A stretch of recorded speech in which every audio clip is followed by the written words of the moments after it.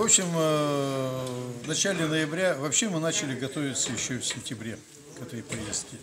Потому что, смотря информацию, получая информацию по телевидению, в средствах СМИ, что там творится на юго-востоке Украины, мы, естественно, не могли остаться равнодушными от такого геноцида на Украине против русскоязычного народа и против украинского.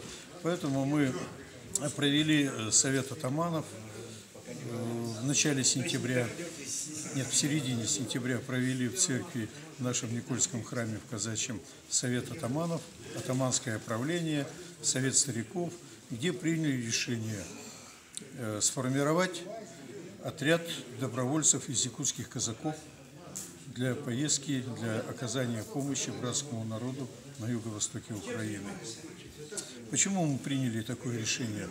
Потому что наша история якутского казачьего полка, она включает в себя, она включает в себя участие в боевых действиях во всех действиях, которые вела Россия, российское государство, которое вел Советский Союз и которые в сегодняшние дни продолжает вести опять-таки Россия. Это что такое? Это Севастополь 1854-55 года. Там погибло наших якутских казаков свыше 6 тысяч. Ну, не только казаков, и простых солдат, и казаков. В общем, 6 с лишним тысяч. Мы были в Севастополе весной в эти события. Там я был на братском кладбище, был в храме Никольском, где увековечены имена наших офицеров нашего полка, где братские могилы. Вот. После этого... После Севастополя наши казаки участвовали на Карпатах, в Манчжурии, на Шипке, в гражданской междоусобной очень горькой войны для нашего народа, во Второй войне Отечественной 45-41 годов. И в сегодняшние дни участие наших казаков в локальных боевых действиях, в локальных войнах, это и Северный Кавказ, и Приднестровье, и Афганистан, и Нагорный Карабах, и Даманский полуостров. Вот у нас Слава Бочковский, наш ведущий путешественник, он там был старшиной заставы на Даманском, воевал, был ранен. В общем, наши казаки воевали во всех, еще раз повторю, боевых действиях, которые вела Россия. Поэтому мы, сегодняшние потомки тех казаков, мы не могли остаться в стороне и быть равнодушными к тому, что творится на юго России, на юго-востоке России, Украины, пардон. Вот. Поэтому мы провели атаманское собрание, приняли решение сформировать отряд добровольцев, я подчеркиваю. Сколько человек? Ну, было записано 30 с лишним человек, ну, поехали мы 15 человек. Почему остальные не поехали? Ну, потому что у некоторых нашлись причины, то мама больная, то дети, то теща, ну, понимаете, что... ну, не каждый человек еще, и когда дело доходит до уже исполнения того, что он обещал, не каждый человек... обладает такой силой воли, чтобы поехать на войну. Там ведь убивают. Вот. И поэтому мы поехали 15 человек. Но мы поехали 15 человек. Это был наш сильнейший отряд из тех. Мы попали в казачий спецназ, там в Донецке. Казачий спецназ, который в окопах не воевал, но который занимался боевой разведкой, который занимался зачисткой после артогня. Ну, то есть самые такие тяжелые бои проводил спецназ. Вот туда попала наша группа. В нашей группе было мы там отработали, отучили быстро по приезду.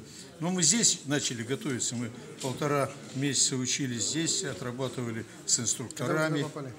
А? Когда вы попали непосредственно? Ну, сначала я туда приехал в начале ноября. Я встретился с командованием, мы отработали вопрос нашей заездки туда. И уже 12 декабря мы выехали отсюда, и 13 декабря мы были уже там. А вернулись? А вернулись вот буквально 18 числа. Без потерь? К сожалению, у нас погиб наш казак, 27-летний казак, вахмистр Пронин Сергей Геннадьевич. Царство Небесное, вечная ему память, вечная слава. Хоронили его без нас, потому что мы его отправили самолетом, а сами приехали сюда поездом. Вот. Ну, значит, мы попали в спецназ казачий, у нас отработали там 2 снайперов отучили, 3 пулеметчиков, 3 на зенитной установке, но остальные были разведка и бойцы, контактные бойцы. Оружие там получали? Оружие получали, естественно, там. С оружием проблем не было, потому что мы уже приехали, мы все владели оружием и По каким автоматами. критериям, извините, отбирали? То есть воинская служба обязательно была? Воинская служба была обязательно, но у нас были и не прошедшие службу, но патриоты, которые, смотря вот еще раз на эту информацию, как там издеваются и гибнут люди, казаки, помня свою историю, не могли остаться равнодушными. Вот. Потом начались бои. Начались бои жесткие. Полмесяца нас там еще в бой не выводили, как мы по приезду приехали. Нас обучали, тренировали. Ну, это опять-таки то, что мы здесь проходили, там мы уже отрабатывали. Это тактика ведения боя в городских условиях, тактика в полевых условиях, владение автоматом, пулеметом, снайперской винтовкой, работа на зенитной установке, работа с минометами и прочее. То есть мы уже были готовые, у нас не было, так скажем, пушечного мяса, как туда приезжают люди с России, которые не знают, за что брать автомат. Наши люди уже были обучены, тренированные, готовые. И